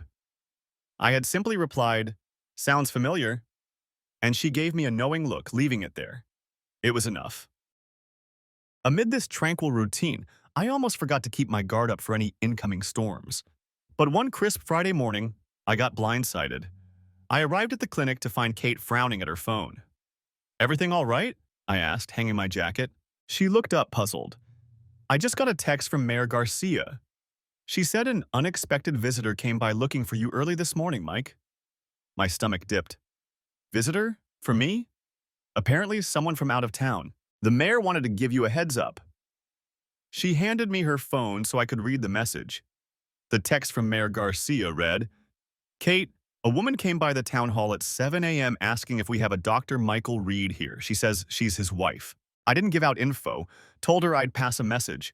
Could see she has a baby with her too. I think she might head your way, just warning you." A surge of adrenaline hit me so suddenly I had to steady myself on the edge of the counter. Rachel. She had actually come here with her baby, tracking me down. How in God's name did she find me? Then I recalled I'd called my mother a week ago just to check in and let her know I was okay. Mom had been worried after I'd dropped off the grid. I gave her a mailing address at the clinic to send me some of my stuff, and I mentioned the town name. Mom must have let it slip to someone, or maybe Rachel called her fishing for info. Damn it. Kate's eyes widened as she saw the color drain from my face. "That's your wife?" she asked gently, emphasizing the word in a way that conveyed she hadn't realized I had one. I never mentioned details to her. "Ex-wife," I corrected automatically. "Or soon-to-be ex. We're in the middle of a divorce." I swallowed hard, heart thudding. "I can't believe she came here." Kate put a hand on my arm. "It's okay. You don't have to see her if you don't want. We can tell her to leave." I shook my head, trying to clear the panic. Part of me absolutely wanted to jump in my car and disappear over the horizon. But another part, a darker, angrier part, started to surface. If Rachel was here, barging into my new life, perhaps it was time to confront her properly on my terms. After all, I wasn't the same shattered man who walked out of that delivery room weeks ago. I'd had time to gather myself, build resolve. And crucially, I now had the upper hand. Distance, independence, and knowledge of how her life was unraveling. Perhaps this confrontation was inevitable and even necessary. A chance to say all the things I'd imagined saying, and to slam the door shut so she never dared chase me again. I took a deep breath. "If she comes here, I'll speak to her, briefly." My voice was flat, resolute. "You sure?" Kate asked, concerned. "I can act as a buffer or ask Deputy Allen to be around." "No, it's fine," I said. I managed a small smile to reassure her. "I appreciate it, but I'll handle it. I'll just talk to her outside." Kate nodded, though she still looked worried for me. "All right, if you need anything, I'll be right here." It wasn't even 8 a.m. yet, so no patients had arrived. We didn't have to wait long. 10 minutes later, a car pulled up in front of the clinic that I recognized far too well. Rachel's blue Honda Civic. I watched through the front window as she got out, struggling with an infant car seat in one hand and a diaper bag slung over her shoulder. My pulse spiked at the sight of the baby, her baby. It was one thing to know abstractly that she had a child, quite another to see the tiny person in the flesh. She looked around, saw the Silver Creek Health Clinic sign, and started toward the door, apprehension evident in her posture. I squared my shoulders and stepped outside before she could come in. The morning air was chilly. Rachel stopped a few paces from the porch as I emerged, her eyes locking onto mine. There she was, my wife of 4 years, the woman I'd once loved deeply and planned a family with. She looked almost the same, yet not. Maybe it was the strain of recent events showing in her face, or just my changed perception. Her auburn hair was pulled back in a messy bun. She wore minimal makeup and she looked tired. Still, she had put on a soft blue sweater and jeans, clothes I recognized. It hit me that we were both wearing garments bought during our time together, now standing as strangers. We stared at each other for an awkward beat. Her lips parted as if to say something, but no sound came. The baby fussed lightly in the carrier, breaking the spell. "Rachel," I finally said evenly, "this is a surprise." Hearing my voice seemed to jolt her into action, she stepped forward. "Michael, I, I finally found you." There was a tremor in her voice, and her eyes were already moist. "You left. You wouldn't answer my calls. I had to see you." I remained on the porch, one hand on the rail. A dozen scathing replies flashed through my mind, but I kept my tone measured. I didn't exactly hide. I just made it clear I didn't want to talk. You should have respected that. She flinched as if slapped, tears spilling now. How was I supposed to respect that? You vanished without letting me explain or apologize or anything." A bitter laugh escaped me. I heard the edge in it. "Explain? All right." I folded my arms. "Explain which part? The part where you cheated on me for God knows how long? Or the part where you tried to pass off another man's child as mine? Or maybe the part where you waited until the worst possible moment to let reality hit me in the face? Literally." She crumpled at my words, beginning to sob. "I know I hurt you. I know I was wrong. I have no excuse, Mike. I don't. But I still love you." Her voice broke on a sob. "And I was hoping, praying, you might still, that you might give me another chance." I stared at her in disbelief. Was she serious? After all this, she thought a tearful apology would pave over the canyon of betrayal?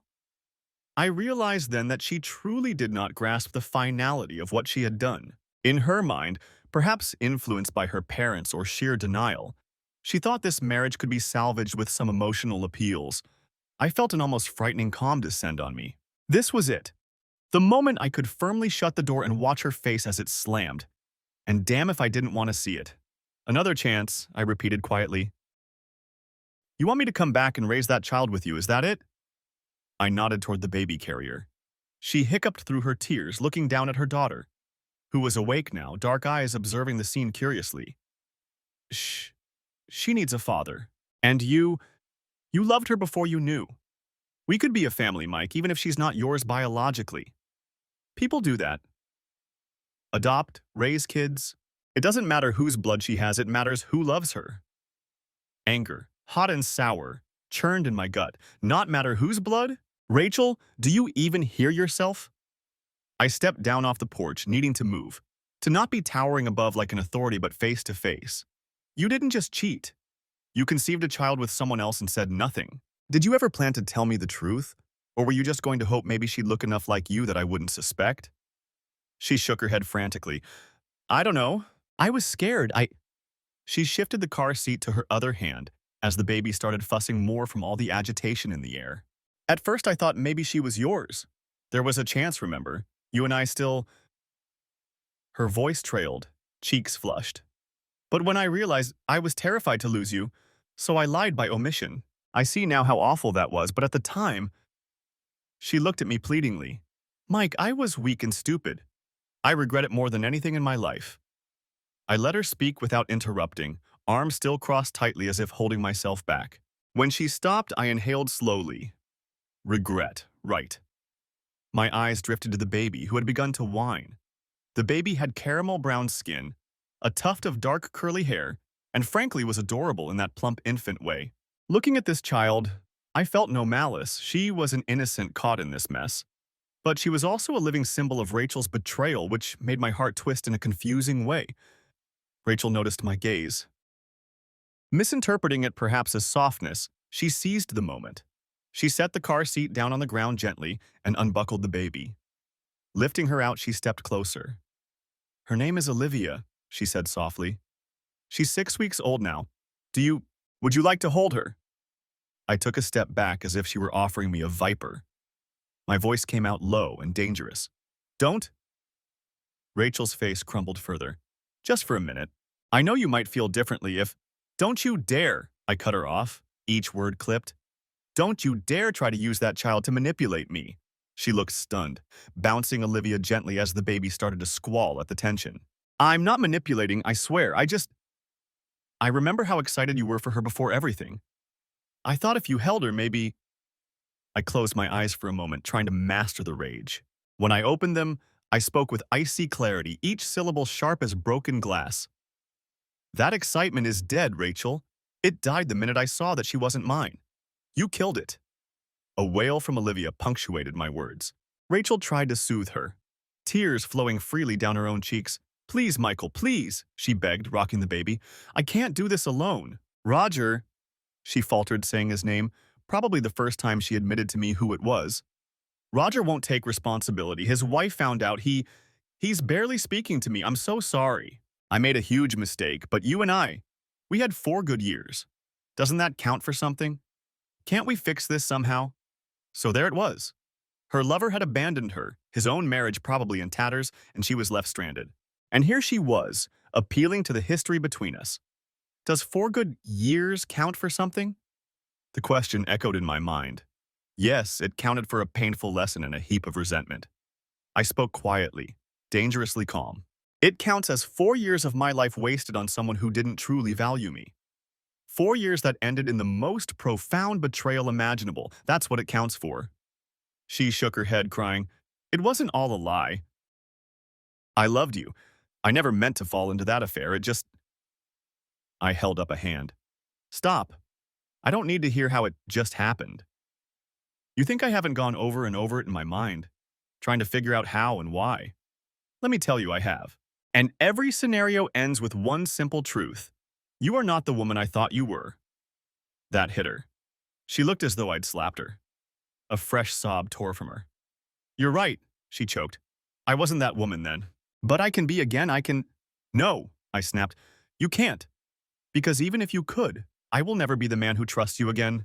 She sobbed harder, clutching Olivia, who was now full-on crying as well. The baby's cries were high-pitched and distressing, tugging at instincts in me despite everything. It took effort not to reflexively want to console the baby. Instead, I forced myself to stay on track. We were outside and in public, albeit Main Street was quiet at this hour. Still, a couple of passers-by across the road had paused to watch the commotion. I could imagine what it looked like. A woman with a baby crying and pleading with a man. Small-town gossip fodder soon enough. I lowered my tone, trying to keep it between us. Rachel, listen to me. There is nothing left between us. I'm filing for divorce and it's going to happen. No judge can force me to stay married after what you did. Even your lawyer knows that. She's just playing games. She sniffled, trying to quiet the baby by bouncing her. I told my lawyer I'd try everything. Therapy, counseling, whatever it takes. We could go to counseling, Mike, work through the pain. I know I broke us, but maybe with time. I felt a surge of frustration. She just wouldn't accept reality. A part of me realized I might have to shock her out of this fantasy. My voice turned cold as the Montana wind. With time, I'll be rid of you legally. That's the only outcome I'm working towards. She stared at me, despair etched on her face. How can you be so cruel? That made my eyebrows shoot up. Me? Cruel? The hypocrisy was staggering. Cruel? I echoed, a dangerous softness in my voice. You haven't seen Cruel yet, Rachel.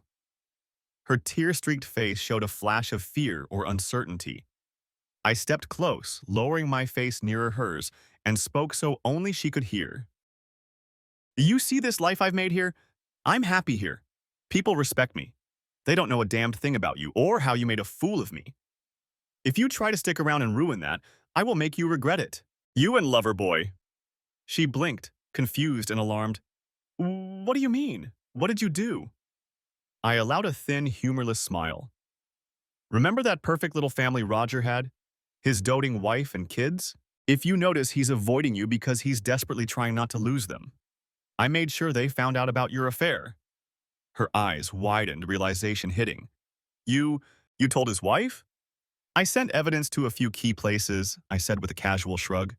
School administration too. I doubt his reputation is holding up well. Rachel looked genuinely shocked. Perhaps in her guilt or bubble, she hadn't figured out why Roger's wife suddenly confronted him. How could you? That's so, she stammered. Vindictive? Yes, it is, I finished for her. I'm not above a little vindictiveness when warranted. She was shaking her head slowly, in disbelief at this side of me. To be fair, I had never shown her a vengeful side before. I'd rarely even raised my voice to her in our marriage. But betrayal awakens ugly things. I can't believe you'd ruin him like that. I mean, he was complicit with you in deceiving me, and he gave you this baby, then left you high and dry. Do you think I have any sympathy for him? I spat. Spare me. She fell silent, absorbing that. The baby in her arms had calmed a little, possibly sensing her mother's shock, and was now whimpering softly, tiny fists balled in Rachel's sweater. I looked at Olivia one more time and felt, not hatred, but something like pity. That child had two parents who had created a mess, and now neither of them wanted to fully own it. All she had was a broken mother begging the man she betrayed to play dad. It was tragic, but not my responsibility. Rachel followed my gaze and misconstrued it again. Michael, you are a good man, she said through tears. I know you still have a heart. Look at her, please.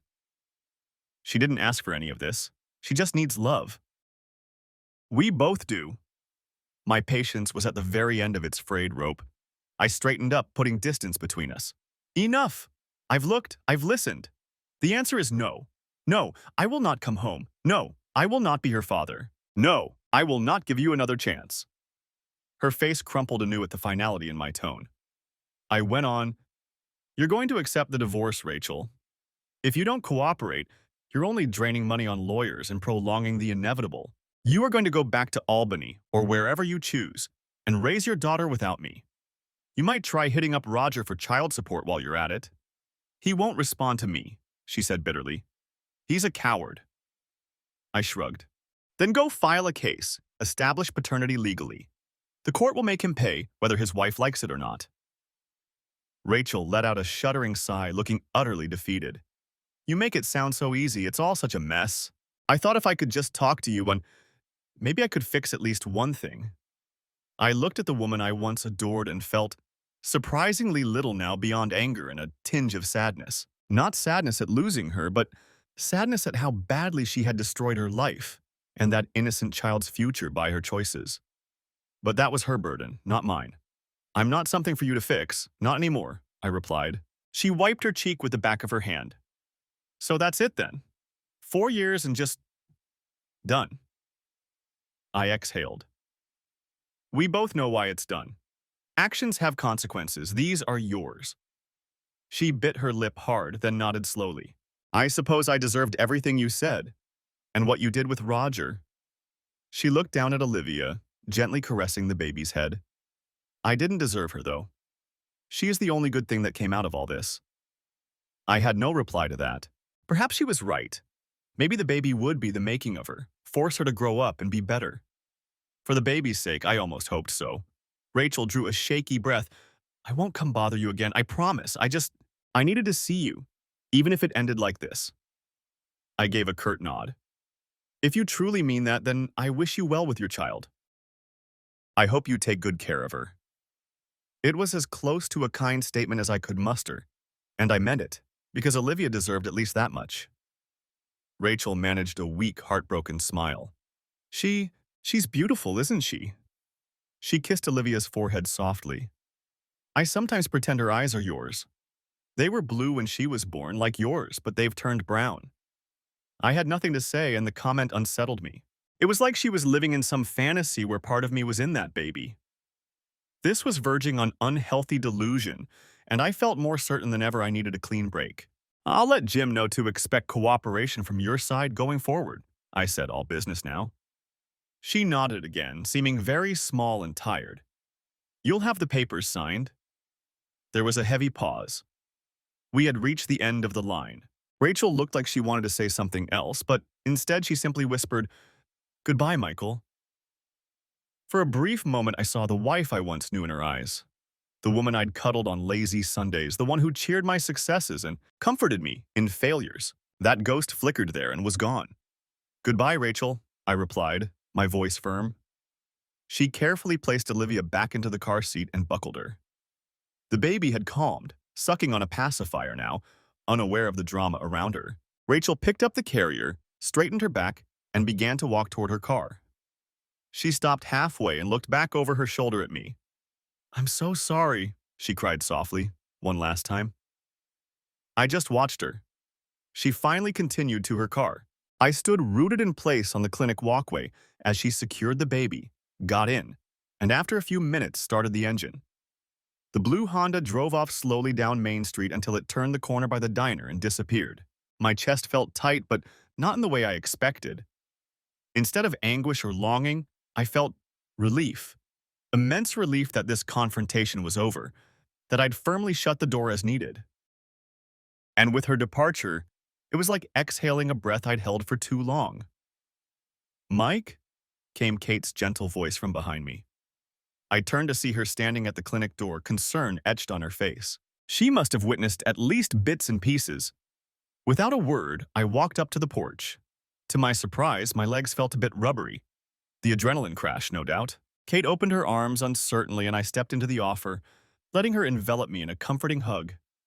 It felt strange and good at the same time. I realized my heart was hammering and I trembled slightly as the after effects of the confrontation set in. She rubbed my back soothingly. "I'm sorry you had to go through that," she murmured. I let out a shuddering breath, releasing tension. "It needed to happen," I replied quietly. And it did. I'd been granted closure on my terms. That was more than many people get. We stood like that for a moment, her warmth and the steady rise-fall of her breath reminding me I wasn't alone here and now. Finally, I pulled back and gave her a faint smile. "Well, that was dramatic. I'm sorry if it disturbed the clinic." "Don't worry about that," she said, studying my face. "Are you okay?" I nodded slowly. "I think I will be now." It was true. As painful and messy as it was, that final encounter with Rachel had lifted a burden from me. The ties were cut. She knew definitively where I stood, and hearing her accept it, however reluctantly, told me the worst was over. I could truly move forward. We went back inside. There were patients due soon and life moved on. But as I washed my face in the restroom and looked at myself in the mirror, I felt a subtle shift. The man looking back still bore the hurt, but his eyes were clearer, the weight on his shoulders lighter. I had won.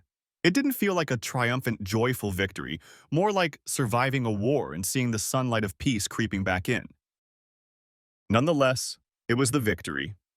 I had my freedom, my self-respect, and a new life waiting to be fully claimed. Rachel drove out of Silver Creek that day, and true to her word, she never came back. A week later, Jim called elated that her lawyer was suddenly very agreeable. Divorce terms were finalized swiftly with minimal fuss. The decree would be signed by a judge within the month. I told Jim he deserved a bonus for his troubles. In the aftermath, I felt something unexpected: gratitude. Not toward Rachel specifically, but for the twist of fate that had sent me into this new chapter. The anger and bitterness inside me began to ebb week by week, replaced with a cautious optimism. I poured myself into Silver Creek's life. I was no longer the mysterious drifter doctor.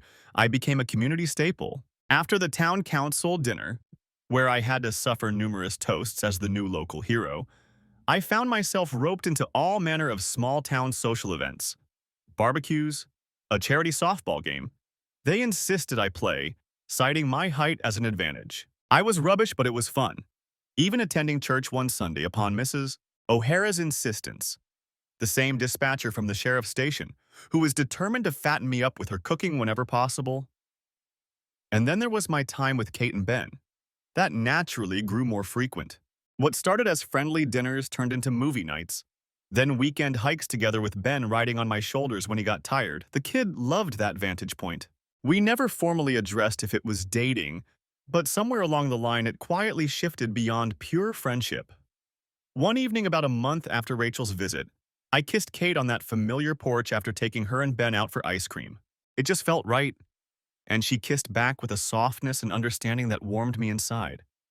We both needed time and care, and we gave that to each other in equal measure. I never rushed things, neither did she. But there was a steady, growing love between us, forged in trust and empathy. It was completely unlike my passionate yet ultimately fragile bond with Rachel.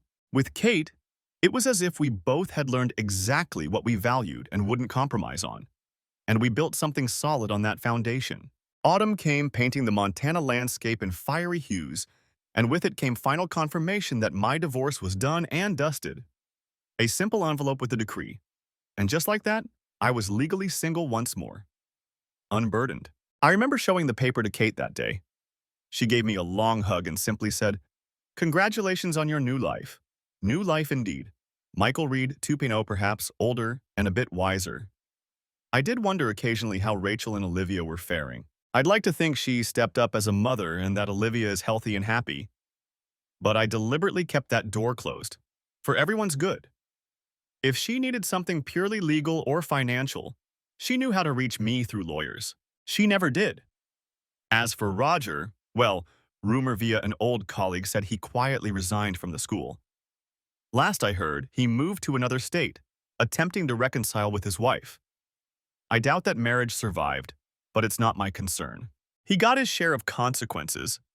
I focused on what I could control, being a good doctor and a good man to those who mattered to me now. And so life carried on in an unexpectedly beautiful way. Epilogue 2 years later. 2 years later, on a crisp autumn morning, I found myself in a controlled frenzy of excitement and nerves. "Michael, it's time," Kate shouted from the living room, a mix of laughter and urgency in her tone. Oh boy, I nearly tripped over the packed duffel bag by the front door in my rush. We'd prepared for this meticulously, yet the moment still caught me off guard.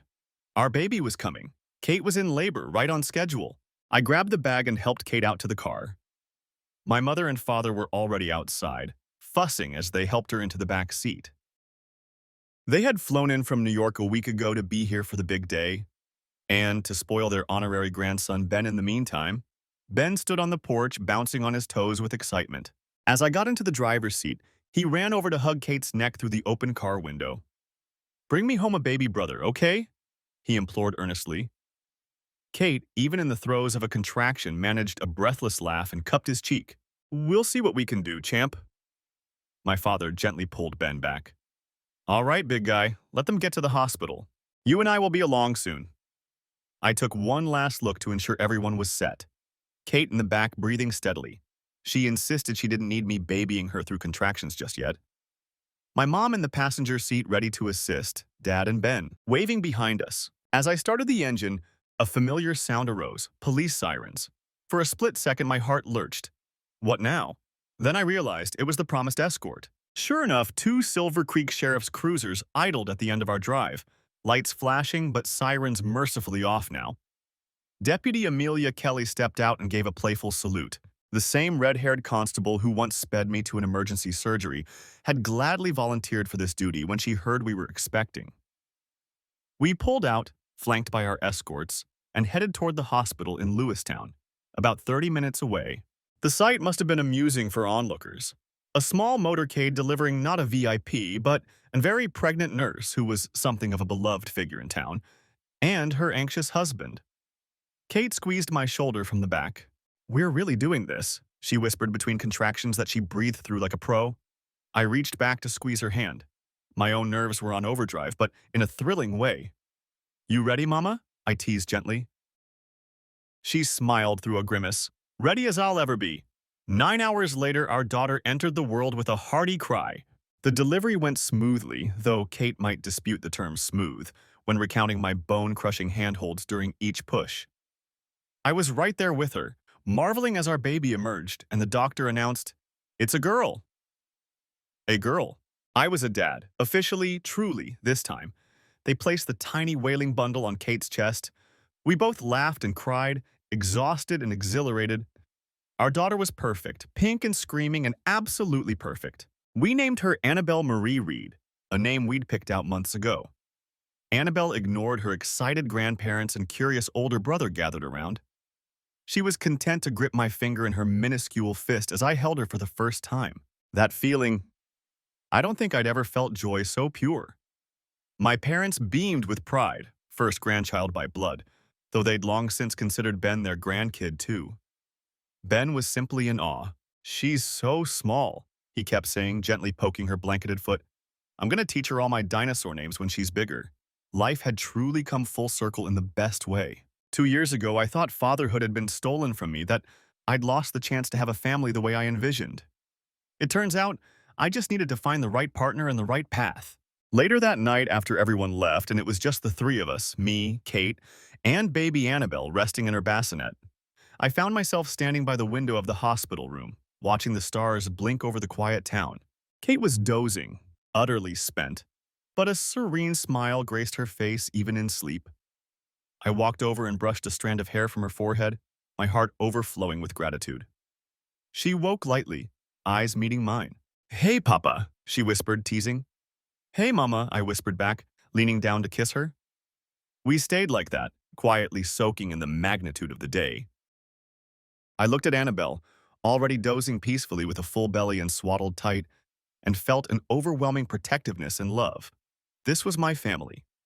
A family forged not in deceit or obligation, but in love, trust, and resilience. Kate must have sensed the swirl of emotions in me. She gently took my hand and squeezed. "Penny for your thoughts." I chuckled softly, just thinking how lucky I am, how different things are from a couple years ago. Her eyes softened. She knew enough of the journey to understand. "You deserve this happiness," she said firmly. "We both do," I corrected, kissing the back of her hand. She glanced at our daughter and then back at me. "We won't take it for granted. I won't." I knew she was likely thinking of her own past heartbreak too, how her ex had left. We both had scars, but we had healed each other in many ways. As I settled into the chair next to her bed, our hands still entwined, Kate grew drowsy again. She murmured, half asleep, "Your ex, she was so foolish." I blinked, surprised Kate even mentioned Rachel. She rarely did except in passing reference. But she continued dreamily, "Losing you was the worst mistake she ever made. And my luckiest break." I smiled in the dim light. "Mine too," I said quietly. If anyone ever tries to mess with what we have," Kate mumbled, already drifting off, "they'll have to deal with me. I'm an Irish wife and mother now. I don't tolerate anyone making eyes at my husband." I stifled a laugh, recognizing the playful echo of her cultural pride. Her distant relatives hailed from Ireland, something she boasted about during Patrick's Day. Even half-conscious, she was adorably protective. "I'll keep that in mind," I whispered, amused and touched. As her breathing deepened in sleep, I leaned back and let myself truly relax. The past few years played through my mind. The betrayal that shattered me. The journey to find myself again. The unwavering pursuit of justice and closure. And finally, the open door to new love and a fresh start. Yes, I had won in the end. Not in the petty sense of revenge, though I had my share of that, but in the grander sense. I'd built a life far happier than the one I lost. Rachel and her treachery were just a distant chapter now, one filled with lessons learned. I closed my eyes, sending a silent thanks to whatever twist of fate or divine plan led me through the dark into this light. In the bed, Kate sighed contentedly in her sleep. In the bassinet, Annabelle made a little baby snore, and I smiled. Tomorrow, we'd take our baby girl home, where her big brother and doting grandparents awaited. Our house was ready. Nursery decorated in soft greens, a stack of storybooks already on the shelf. Ben had picked half of them. There would be midnight feedings and diaper changes and bleary-eyed mornings, and I welcomed it all with open arms. My journey had been turbulent, even perilous at times, but it brought me exactly where I was meant to be. I gently placed a hand on Annabelle's warm, tiny belly, feeling her breathe, and then on Kate's beneath the blanket, feeling the rhythmic thrum of her heartbeat. Everything I needed, everything I thought I'd lost, I had found again and more. In the quiet hush of that hospital room, I whispered a vow to myself. I will treasure this family every day of my life. No more looking back in anger. My future was here, and it was bright. I sat there watching over my wife and newborn daughter through the midnight hour, content and undefeated. As outside the window, one star in particular seemed to shine just a bit brighter over Silver Creek, Montana.